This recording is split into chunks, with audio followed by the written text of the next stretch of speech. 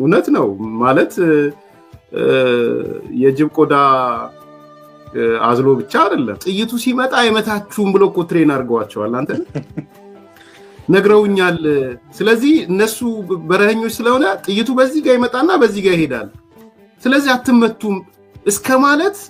ከበረሃኞች መልእክት ደርሶኛል ብለው ሲናገሩ የነበረበት is not only የጅብ ቆዳ ጅብ ምናም ብቻ አይደለም የምታደርጉት መስቀል የጥይቱን ወደ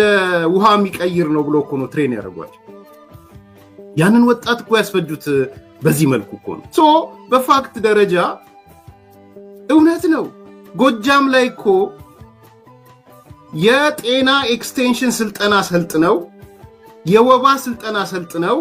ወባ የመከላከል ወባ ሰልጥነው የሄዱ የሃይማኖት አባቶች እናቶች ሽማግሌዎች እኮ ጭቃ ውስጥ የንግድ ቦታ በእምብርክክ የዛ አካባቢ ተጽዕኖ ፈጣሪ ሰዎች ባይዘው አንዱ ቄስ አስተዳዳሪ ነው የቤተክርስቲያን አስተዳዳሪ ነው መጨረሻ ላይ ሰልፉ በእምብርክክ ሲሄዱ ካየ አስኪደው ረሽኗቸው ነው የሄዱት